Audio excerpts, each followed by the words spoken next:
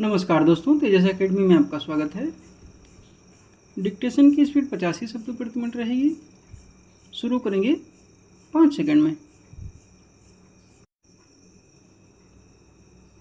अध्यक्ष महोदय, आज इस सदन के सामने एक महत्वपूर्ण निर्णय प्रस्तुत है, जिसका न केवल देश की आर्थिक स्थिति पर बल्कि सामाजिक और राजनीतिक व्यवस्था पर भी दूरगामी प्रभाव पड़ने वाला है।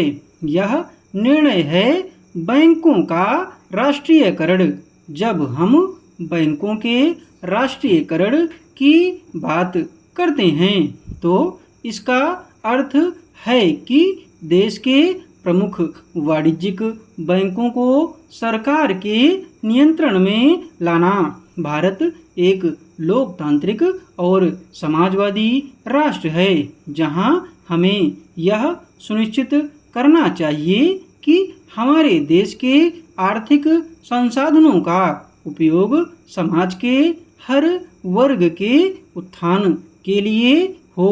बैंकों का मुख्य उद्देश्य धन का संग्रहण और वितरण करना है और यह सुनिश्चित करना है कि समाज के सभी हिस्सों को आर्थिक संसाधनों का समुचित वितरण मिले। लेकिन पिछले कुछ दशकों में हमने देखा है कि हमारे देश के प्रमुख बैंक, जो अब तक निजी क्षेत्र के नियंत्रण में थे, समाज के केवल चुनिंदा वर्गों के हित में काम कर रहे थे। आज देश का गरीब किसान, छोटा व्यापारी और निम्न वर्ग का नागरिक बैंकिंग सेवाओं से वंचित है। बड़े उद्योगपतियों को करोड़ों रुपए का ऋण मिलता है, जबकि एक छोटे किसान को अपनी फसल के लिए छोटी सी राशि उधार लेने में भी कठिनाई होती है। यही असमानता हमारे देश में आर्थिक विकास को बाधित कर रही है। बैंकों का राष्ट्रीयकरण इस असमानता को समाप्त करने की दिशा में एक महत्वपूर्ण कदम है।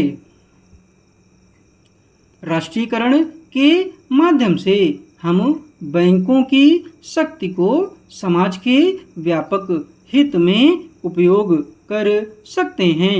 अब बैंकों का उद्देश्य केवल मुनाफा कमाना नहीं रहेगा, बल्कि समाज के हर वर्ग को आर्थिक मदद पहुंचाना होगा।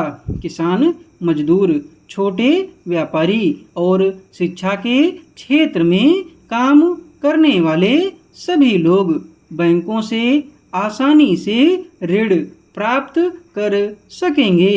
इससे न केवल हमारे देश की अर्थव्यवस्था को गति मिलेगी, बल्कि समाज में व्याप्त असमानताओं को भी समाप्त किया जा सकेगा।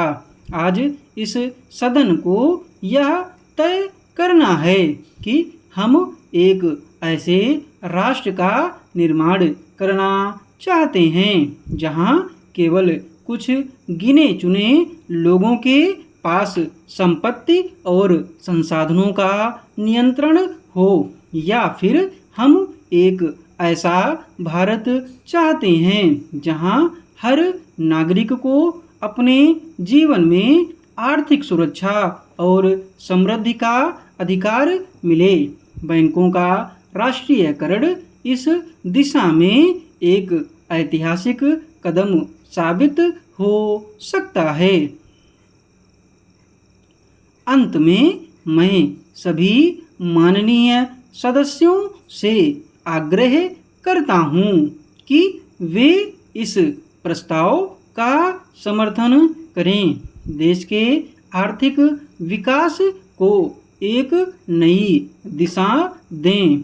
यह निर्णय न केवल वर्तमान के लिए बल्कि आने वाली पीढ़ियों के लिए भी एक बेहतर और समृद्ध भारत का निर्माण करेगा।